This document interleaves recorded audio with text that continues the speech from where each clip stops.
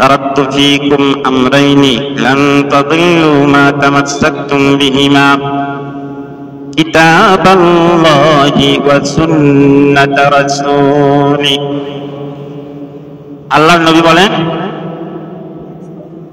আমি নবী দুনিয়া থেকে যখন চলে যাব, ওই সময় আমি নবী তোমাদের মাঝে দুটো জিনিস রেখে যাচ্ছি। তারাক্তু ফীকুম আমরাইনি, দুটো বস্তু আমি আল্লাহর রাসূল তোমাদের কাছে রেখে যাচ্ছি। লান তাদিল্লু মা তামাসসাকতুম বিহিমা,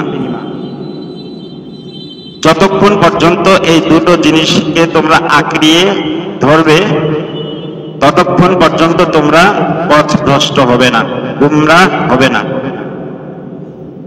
জান্নাতের রাস্তা থেকে দূরে সরে যাবে না।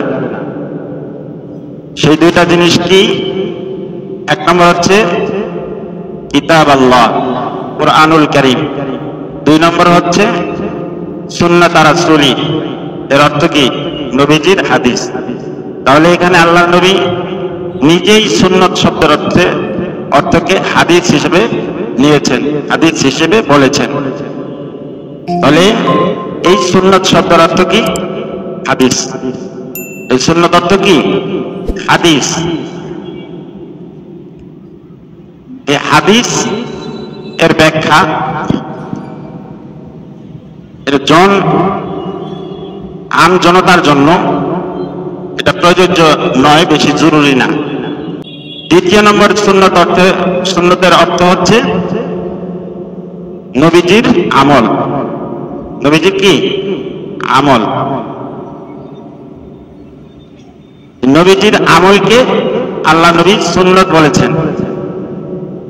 যেমন রমজান মাসের ব্যাপারে একটি হাদিস আল্লাহ নবী বলেছেন, জাআলাল্লাহু সিয়ামাহু ফরিদাতান ওয়া সানানতু লাকুম কিয়ামা।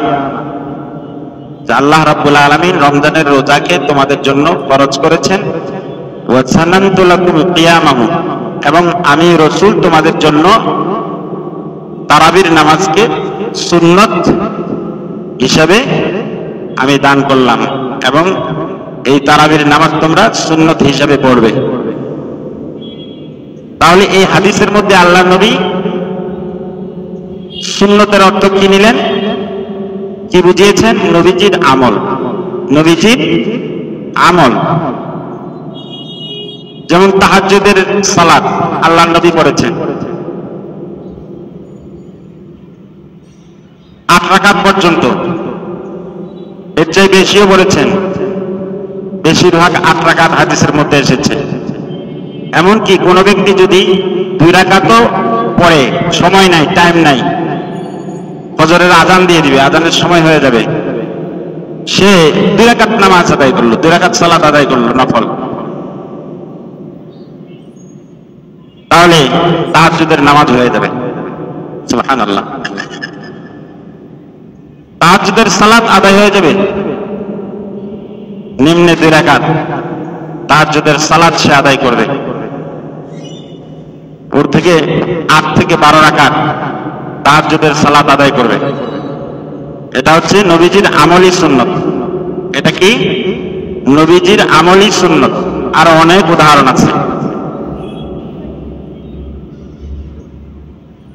নবীজির আমল, আমলি সুন্নত, এই আমলি সুন্নত আবার 2 প্রকার।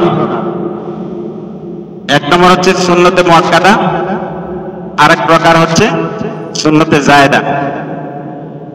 এক প্রকারের নাম কি? সুন্নত। এক প্রকারের সুন্নতের নাম কি? সুন্নতে মুআক্কাদা। আরেক প্রকার সুন্নতের নাম হচ্ছে সুন্নতে জায়েদা। সুন্নতে মুআক্কাদা এটা ওয়াজিব সমতুল্য, এটাকে অনেকে ওয়াজিব বলেছেন। আরেকটা হচ্ছে সুন্নতে জায়েদা। সুন্নতে মুআক্কাদা কি? সুন্নতে মুআক্কাদা হচ্ছে যেমন জোহরের 4 রাকাত সুন্নত, জোহরের 4 রাকাত সুন্নত জোহরের 4 রাকাত সুন্নত হচ্ছে সুন্নতে মুআক্কাদা, মাগরিবের 2 রাকাত সুন্নত সুন্নতে মুআক্কাদা, এশারের নামাজে 2 রাকাত সুন্নত আছে, এই সুন্নত 2 রাকাত সুন্নত হচ্ছে সুন্নতে মুআক্কাদা। বাকি সুন্নতে জায়েদা, সুন্নতে জায়েদা হচ্ছে আসরের 4 রাকাত সুন্নত, আসরের নামাজের 4 রাকাত সুন্নত অনেকে আমরা আদায় করি না, আসরের 4 রাকাত সুন্নত হচ্ছে সুন্নতে জায়েদা।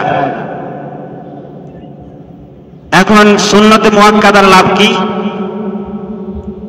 সুন্নতে মুআক্কাদার লাভ কি? সুন্নতে মুআক্কাদার লাভ হচ্ছে যে ব্যক্তি সুন্নতে মুআক্কাদা ধারাবাহিকভাবে পড়বে, ওই ব্যক্তি আল্লাহর নবীজির খাস সুপারিশ পাবে, আল্লাহর নবীর খাস সুপারিশ পাবে। আর যে ব্যক্তি ধারাবাহিকভাবে সুন্নতে মুআক্কাদা আদায় করবে না, তরক করবে, সেই ব্যক্তি নবীজির খাস সুপারিশ পাবে না। খাস সুপারিশ আবার কয়েক ধরনের আছে। কিয়ামতের ময়দানে যে খাস সুপারিশ করবেন, এটা আবার কয়েক প্রকার। এই সুপারিশটা একটা হচ্ছে আম সুপারিশ, আমভাবে সুপারিশ, ব্যাপক সুপারিশ। সেটা হচ্ছে যে কিয়ামতের ময়দানে সব মানুষ পাবে, কাফেরও পাবে, মুমিনও পাবে, মুসলমান পাবে, মুমিনও পাবে, মুমিনও পাবে, সুপারিশ সবাই পাবে। সেটা হচ্ছে আম সুপারিশ, আল্লাহর নবী করবেন। যেই সুপারিশ করার অনুমতি বা সাহস কোন নবীর থাকবে না কিয়ামতের ময়দানে, একমাত্র আমাদের নবীরই সে আম সুপারিশটা অধিকার থাকবে, তিনি একমাত্র সেই সুপারিশ করবেন। কি সুপারিশ সেটা? সেটা হচ্ছে আম সুপারিশ যেটা, সেটা হচ্ছে যে হিসাব নিকাশ শুরু করার জন্য আল্লাহর কাছে সুপারিশ করবেন আল্লাহর হাবিব, হিসাব শুরু করার জন্য। সহ্য আর হয় না, ধৈর্য হারিয়ে ফেলবে মানুষ, এমন বিভীষিকাময় অবস্থা হবে, ধৈর্য ধারণ করতে পারবে না, সহ্য আর হবে না। এমনকি মানুষেরা কিয়ামতের ময়দানে বলবে, আল্লাহ জান্নাত দাও না জাহান্নাম দাও, একটা ফয়সালা করো, একটা ফয়সালা করে দাও, জান্নাতি হব না হয় জাহান্নামী হব, কিন্তু একটা ফয়সালা আপনি তাড়াতাড়ি করেন।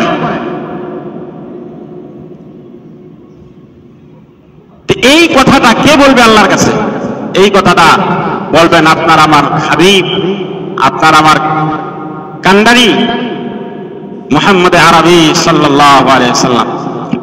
আল্লাহ তাআলা দরবারে সুপারিশ করবেন।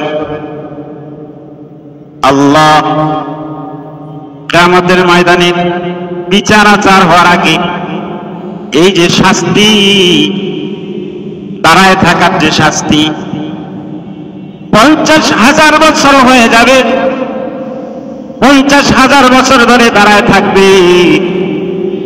আমরা যদি 10 মিনিট দাঁড়ায় থাকি, আধা ঘন্টা দাঁড়ায় থাকি, 1 ঘন্টা দাঁড়ায় থাকি, একদিন দাঁড়ায় থাকলে পরে আমাদের সহ্য হয় না, ধৈর্য কুলায় না, দাঁড়ায় থাকতে পারি না। কিন্তু কিয়ামতের কঠিন দিনে, বিভীষিকাময় দিনে, 50,000 সানাতিন মিম্মা তাউদ্দুন, আল্লাহ রাব্বুল আলামিন বলেন যে সেই কিয়ামতের কঠিন দিনে কমপক্ষে 50,000 বছর ধরে মানুষেরা দাঁড়ায় থাকবে। সুবহানাল্লাহ বলবেন না? দিলের থেকে বলেন সুবহানাল্লাহ। 50,000 বছর দাঁড়িয়ে থেকে মানুষ অতিষ্ঠ হয়ে যাবে, পাগল পাড়া হয়ে যাবে, আর বলবে হিসাব নিকাশ কেন শুরু হয় না, কেন তাড়াতাড়ি হয় না। সব নবীরা যেদিন ইয়া নফসি করবে, উম্মতরা ইয়া নফসি করবে, একমাত্র কায়নামদারে তাজদারে মদিনা মুহাম্মদ আরবি সাল্লাল্লাহু আলাইহি ওয়াসাল্লাম বলবেন ইয়া হাবলি উম্মতি। আল্লাহ, আমার উম্মতের কি অবস্থা, আমার উম্মতের কি হবে? নিজের সন্তানের কথা আল্লাহর কাছে বলবেন না, কলিজার টুকরা ফাতেমার কথা আল্লাহর কাছে নবীজি সেদিন বলবেন না, নিজের আত্মীয় স্বজনদের কথা নবীজি আল্লাহর কাছে সেদিন বলবেন না, হাসান হোসেন রাদিয়াল্লাহু তাআলা আনহুমার কথা নবীজি সেদিন বলবেন না। নবীজি আল্লাহর কাছে বলবেন ইয়া হাবলি উম্মতি, ইয়া হাবলি উম্মতি। উম্মতের কি হবে, উম্মতের কি অবস্থা? সব নবীরা ইয়া নফসি করবে, একমাত্র সুপারিশের হকদার সুপারিশ করবেন আপনার আমার হাবিব, হাবিবে কিবরিয়া জনাবে মুহাম্মদুর রাসূলুল্লাহ সাল্লাল্লাহু আলাইহি ওয়াসাল্লাম। সমগ্র কিয়ামতের ময়দানের মানুষেরা পাগল পাড়া হয়ে যাবে। ওই সময়ে আমাদের হাবিব আল্লাহর রাসূল আরশে আজিমের নিচে সাজদায় পড়ে যাবেন। বুখারীর হাদিস, আরশে আজিমের নিচে সাজদায় পড়ে কান্নাকাটি করবে। আল্লাহ তাআলা হাবিবকে বলবেন, হাবিব আমার মাথা উঠান, ফাসফা লিমান শিতা, ফাসফা তুসাফা, আপনি সুপারিশ করেন, আপনার সুপারিশ গ্রহণযোগ্য হবে। সুবহানাল্লাহ বলেন সবাই। আপনি সুপারিশ করেন, আপনার সুপারিশ আমি আল্লাহ তাআলা গ্রহণ করব। কি বলা আছে আপনি বলেন। মাথা উঠায় পয়লাই বলবেন না ইয়া হাবলি উম্মতি, ইয়া হাবলি উম্মতি, উম্মতের কান্ডারি নবী সাল্লাল্লাহু আলাইহি ওয়াসাল্লাম। আল্লাহ রাব্বুল আলামিন বলবেন, ওহে আমার হাবিব কি বলা আছে বলুন। আল্লাহর নবী বলবেন, আল্লাহ এখন তো শুরু করা যায়, বিচার আচার এখন শুরু করা যায়। মানুষ অতিষ্ঠ হয়ে গেছে, পাগল পাড়া হয়ে গেছে, কেউ হাঁটু পর্যন্ত, কেউ কোমর পর্যন্ত, কেউ গলা পর্যন্ত, কেউ নিজের ঘামের উপরে সে সাঁতরাবে গুনাহ অনুপাতে। যার যার গুনাহ যেমন, সে ওই রকম ঘামের উপরে সাঁতরাতে থাকবে, রক্তের সাগরে সাঁতরাতে থাকবে। আল্লাহর নবী বলবেন, আল্লাহ শুরু করা যাক, সুপারিশ করবেন। এই সুপারিশটা হচ্ছে আম, সবার জন্য।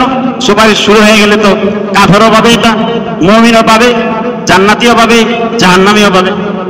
এটা হচ্ছে এক ধরনের সুপারিশ। আর এক ধরনের সুপারিশ হচ্ছে খাস সুপারিশ।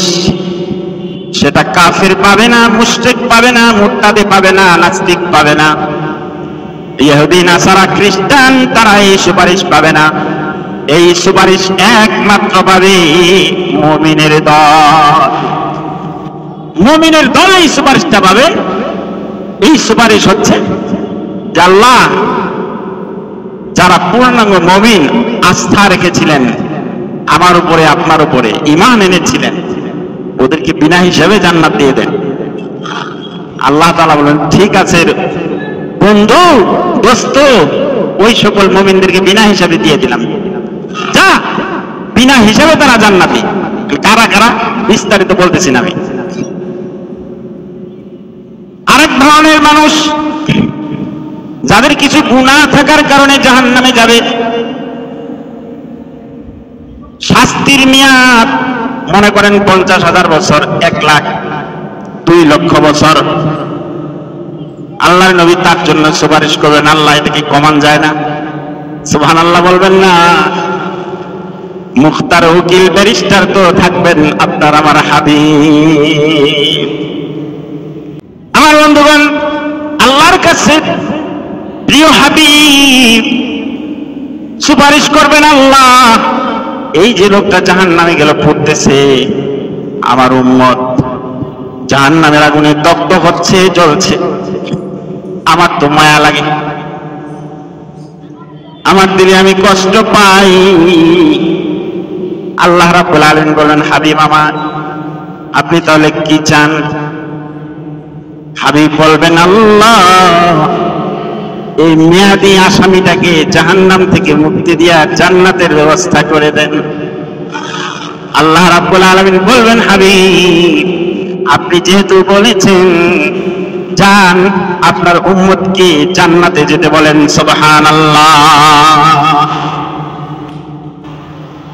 এই শাস্তিপ্রাপ্ত, সাজাপ্রাপ্ত এই উম্মত আল্লাহর নবীজির সুপারিশের কারণে জান্নাতি হয়ে যাবে। সুবহানাল্লাহ। তাহলে সুন্নতের লাভ কি? সুপারিশ, নবীর সুপারিশ নসিবে হওয়া, সুন্নতে মুআক্কাদার লাভ নবীজির সুপারিশ নসিবে হওয়া, এটা নবীজির সুপারিশ সুন্নতে মুআক্কাদার লাভ। এখন আসুন সুন্নতে জায়েদা। সুন্নত দুই প্রকার না, পরে দুই প্রকার বললাম, শাখা, শাখা দুই প্রকার, একটা সুন্নতে মুআক্কাদা, একটা সুন্নতে জায়েদা। সুন্নতে মুআক্কাদা পড়লে তো নবীজির সুপারিশ পাবে, না পড়লে সুপারিশ পাবে না। কিন্তু সুন্নতে জায়েদার লাভ কি? এটা পড়লে সওয়াব আছে, না পড়লে গুনাহ নাই। সুন্নতে জায়েদা এর সওয়াব কি, এর হুকুম কি শরীয়তে? পড়লে কি আছে? সওয়াব আছে, নেকি আছে, না পড়লে গুনাহ নাই। তাহলে এটা পড়ার দরকার কি? এটা পড়ার দরকার কি? এটা পড়ার তো দরকার নাই, সওয়াব হবে, তাই না? এই জন্যই পড়া দরকার। আর একটা আছে, মানুষ যদি গুনাহ ছেড়ে দেয়, ফরজ নামাজ, ফরজ সালাত আদায় করে, ওয়াজিব সালাত আদায় করে, সুন্নাত আদায় করে, সুন্নতে জায়েদা আদায় করে, সুন্নত আদায় করে, চারটা জিনিস মানুষ আদায় করলে পরে চার ধরনের উপকার, চার ধরনের ফজিলত, চার ধরনের লাভ। এক নম্বরে, গুনাহ যদি মানুষ ছেড়ে দেয় তাহলে মানুষ জাহান্নাম থেকে বাঁচতে পারে। সুবহানাল্লাহ বলবেন না? গুনাহ ছাড়লে জাহান্নাম থেকে বাঁচবে। ফরজ আর ওয়াজিব আদায় করলে জান্নাত পাবে। সুবহানাল্লাহ। ফরজ ওয়াজিব আদায় করলে জান্নাত পাবে, জান্নাত পাবে। আর সুন্নতে মুআক্কাদা আদায় করলে নবীজির খাস সুপারিশ পাবে। তাহলে চারটা আমলের, চারটা বস্তুর তিনটা লাভ। গুনাহ ছাড়লে জান্নাত, জাহান্নাম থেকে মুক্তি। ফরজ ওয়াজিব আদায় করলে জান্নাত লাভ। 3 নম্বরে সুন্নতে মুআক্কাদা আদায় করলে নবীজির খাস সুপারিশ। চারটা কাজের তিনটা লাভ, চারটা কাজের তিনটা লাভ। গুনাহ ছাড়া, ফরজ, ওয়াজিব, সুন্নতে মুআক্কাদা, চারটা জিনিস না? ফরজ, ওয়াজিব, তরকে মাআসি, তরকুল মাআসি, গুনাহ ছাড়া তিনটা। 4 নম্বর হচ্ছে সুন্নতে মুআক্কাদা আদায় করা। চারটা আমল করলে লাভ হলো কয়টা? তিনটা। সুন্নতে জায়েদা আদায় করার লাভ কি? বুখারী শরীফের এক হাদিসে আল্লাহর নবী বলেছেন, সুন্নতে জায়েদা যে ব্যক্তি নিয়মিত পালন করবে, নফল ইবাদত যে ব্যক্তি, নফল এবং সুন্নতে জায়েদা, সুন্নতে জায়েদার নফলের প্রকারে, সুন্নত এর অর্থ আরেকটা নফল, সুন্নত নফলের মধ্যে কি ধর্তব্য, কিন্তু সুন্নতে মুআক্কাদা না। এমনি যেগুলা বাকি সুন্নত আছে এগুলা নফল বলে, এগুলোকেও নফল বলে। তো নফল ইবাদত এবং সুন্নতে জায়েদা যে ব্যক্তি সব সময় আমল করবে, ধারাবাহিকভাবে আমল করতে থাকবে, তার লাভ কি? বুখারী শরীফের হাদিসে আল্লাহর নবী বলেন যে ওই লোকটা ওলির মাকাম লাভ করবে। এত আসতে ওই লোকটা ওলি হতে পারবে, আল্লাহর ওলি। লাভ কত? বিরাট লাভ না? গুনাহ থেকে বাঁচতে পারলে জাহান্নাম থেকে বাঁচলো, ফরজ ওয়াজিব আদায় করলে জান্নাত পাইলো, সুন্নতে মুআক্কাদা আদায় করলে নবীর খাস সুপারিশ, কিন্তু আল্লাহর ওলি হতে পারলো না, আল্লাহর ওলি হতে পারলো না। আল্লাহর নবী ওলি হবে কি দিয়া? সুন্নতে জায়েদা আর নফল ইবাদত দিয়া। সুবহানাল্লাহ। আরেকটা লাভ আছে, আরেকটা বড় ধরনের লাভ হচ্ছে জান্নাতীরা যা নাজ নিয়ামত পাবে, যা কিছু তাদেরকে উপঢৌকন দেওয়া হবে, রাজপ্রাসাদ থেকে নিয়ে বাগ বাগিচা থেকে নিয়ে শুরু করে যা কিছু জান্নাতীরা জান্নাতে এরকম আরাম আয়েশ পাবে, এই সমস্ত নিয়ামত এর চাইতে সবচাইতে বড় নিয়ামত যেটা, সেটা হচ্ছে আল্লাহ তাআলার দিদার, আল্লাহর দিদার। এজন্যই আব্দুল কাদের জিলানী রহমতুল্লাহ আলাইহি বলেন, जन्नत दोज़ख से या रब क्या करूं, जन्नत दोज़ख से या रब क्या करूं, आरज़ू है मैं तुझे देखा करूं, आरज़ू है मैं तुझे देखा करूं। আল্লাহ জান্নাত জাহান্নাম দিয়ে করবো কি? আমার আশা আকাঙ্ক্ষা একমাত্র তোমাকে আমি দেখবো। সুবহানাল্লাহ। প্রেমিক প্রেমিকার যতই প্রেম হোক, ভালোবাসা হোক, যদি দেখা না হয় সহ্য হয় নাকি? কি বলেন? সহ্য হয়? এটা মেনে নেওয়া যায়? মেনে নেওয়া যায় না। সারা জীবন আপনি আমি আল্লাহর প্রেমের পাগল, আল্লাহও দেখলাম না, তাহলে হইল এটা প্রেম? প্রেম হইল না। সুতরাং প্রেমের পূর্ণতায় কিয়ামতের কঠিন দিনে সবচাইতে যে নিয়ামতটা, সেটা হচ্ছে আল্লাহর দিদার। সুবহানাল্লাহ। এজন্যই আব্দুল কাদের জিলানী রাহমাতুল্লাহ আলাইহি বলতেছেন, জান্নাত জাহান্নাম দিয়ে কি করবো? আল্লাহ তোমাকে দেখতে চাই। সুতরাং আমরা আল্লাহকে দেখতে চাই। জোরে বলেন, দেখতে চাই তো ইনশাআল্লাহ। আল্লাহকে দেখতে চাই। আল্লাহকে তো দেখতে পাবে জান্নাতীরা, মুমিনই দেখতে পাবে। আমার বন্ধুগণ, এই জন্যই সুন্নতে জায়েদা আর নফলের লাভ হচ্ছে সবচাইতে শ্রেষ্ঠ লাভ হচ্ছে আল্লাহর দিদার। বেশি বেশি তারা আল্লাহকে দেখতে পাবে জান্নাতে, বেশি বেশি তারা জান্নাতে আল্লাহর দিদার পাবে, আল্লাহকে দেখতে পাবে। এর চাইতে বড় নিয়ামত আর হতে পারে না। আর এই নিয়ামতটা পাবে কারা? যারা সুন্নতে জায়েদা আর নফল বেশি বেশি পড়ে। সুবহানাল্লাহ। সংক্ষেপ। এরপরে সুন্নতের আর একটা অর্থ কি? সুন্নত অর্থ হলো গেল হাদিস, সুন্নত অর্থ গেল নবীজির আমল, দলিল গেল। 3 নম্বর সুন্নতের অর্থ হচ্ছে নবীজির তরিকা। 3 নম্বর সুন্নতের অর্থ কি? আওয়াজ করে বলুন সবাই। নবীজির তরিকা, নবীর তরিকা। এখানে হাদিসের মধ্যে আল্লাহর নবী এখানে সুন্নত বলতে নবীজির তরিকা বুঝাইছেন। কোন হাদিসে আল্লাহর নবী বলেন, মান তামাসসাকা বিসুন্নতি ইনদা ফাসাদি উম্মতি ফালাহু আজরু মিআতি শাহীদ। যেই যুগে যেই কালে মানুষেরা আল্লাহর হাবিবকে গালি দিবে, যেই যুগে আল্লাহর নবীর সুন্নাত বিলুপ্ত হয়ে যাবে, ওই যুগে কোনো ব্যক্তি যদি, কোন মুমিন যদি নবীজির একটা সুন্নতকে জিন্দা করে, আল্লাহর নবী বলেন তার আমলনামায় আল্লাহ রাব্বুল আলামিন 100 গোলা কাটা শহীদের সওয়াব দান করবে। আরো জোরে আওয়াজ করে সুবহানাল্লাহ, সুবহানাল্লাহ। এই হাদিসের মধ্যে আল্লাহর নবী যে বললেন, মান তামাসসাকা বিসুন্নতি ইনদা ফাসাদি উম্মতি ফালাহু আজরু মিআতি শাহীদ। এখানে যে সুন্নত শব্দটা আল্লাহর নবী ব্যবহার করেছেন, এই সুন্নত অর্থে, এই সুন্নত শব্দের অর্থ হচ্ছে এখানে নবীর তরিকা। উদাহরণ দিই একটা হাদিসের থেকে। যেমন আল্লাহর নবীর কাছে একজন মহিলা, মদিনাতুল মুনাওয়ারায় একজন মহিলা নবীজির কাছে গেছেন। এই বাবারা তোমরা কথা বলবে না বাবা, নবীজির কাছে গেছে একজন মহিলা, গিয়ে বলতেছে, ইয়া রাসূলুল্লাহ, আমি জামাতের সহিত নামাজ আদায় করতে চাই। আপনি যেখানে ইমাম থাকবেন, আপনি তো জামাতের মধ্যে যাইতেও বলছেন, যাওয়ার কথা, এর অনেক ব্যাখ্যা আছে। নবীর যুগের মহিলাদের জন্য, এখনকার যুগের মহিলাদের জন্য না। নবীর যুগের মহিলাদের জন্য আল্লাহ নবী জামাতের যাওয়ার জন্য বলছিলেন, কিন্তু এখনকার যুগের না।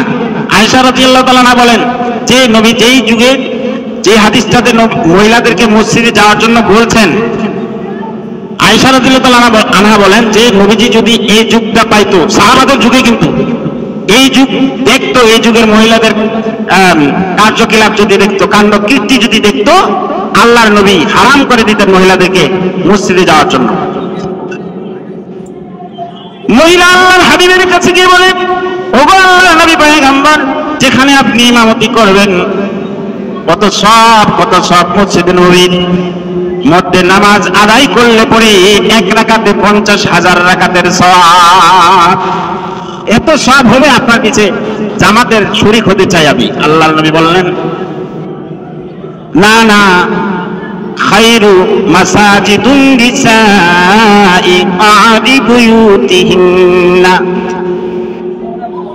মহিলাদের জন্য উত্তম মসজিদ হচ্ছে ঘরের কোণা, ঘরের মধ্যে নামাজ আদায় করবে, সালাত আদায় করবে, এটা সবচেয়ে বড় মহিলাদের জন্য বড় মসজিদ। তাইলে আল্লাহ নবী 50,000 রাকাত নামাজের সওয়াবের থেকে বঞ্চিত না। আল্লাহ নবী বললেন, তুমি ঘরের কোণার মধ্যে বসে 50,000 রাকাত নামাজের সওয়াব আল্লাহ তাআলা তোমাকে সেখানে দান করবে। ঘরের কোণায় যদি বসে যদি নামাজ পড়ো, সেখানে যদি তুমি নামাজ আদায় করো, আল্লাহ তাআলা সেখানে তোমার জন্য 50,000 রাকাত নামাজের সওয়াব দান করবেন। পুরুষরা মসজিদে নববীর মধ্যে কইরা যে 50,000 রাকাত নামাজের সওয়াব পায়, আর তোমরা মসজিদে না আইসা ঘরের মধ্যে পড়লেও তোমরা 50,000 রাকাত নামাজের সওয়াব তোমরা পাবে। তাহলে মহিলাদের জন্য নবীর তরিকা কি হলো? ঘরের কোণায় নামাজ আদায় করা। আর পুরুষদের জন্য নবীজির তরিকা কি? মসজিদে আইসার সালাত আদায় করা। ঠিক আছে, এটা হচ্ছে নবীর তরিকা। সুন্নতের 3 নম্বর অর্থ কি? নবীর তরিকা। 1 নম্বরে নবীর হাদিস বললাম, 2 নম্বরে নবীজির আমল বললাম, 3 নম্বরে সুন্নত অর্থ হচ্ছে নবীর তরিকা। আল্লাহ রাব্বুল আলামিন নবীর তরিকা অনুযায়ী আমাদেরকে জীবন যাপন করার জন্য তৌফিক দান করুন। সবাই বলুন আল্লাহুম্মা আমিন।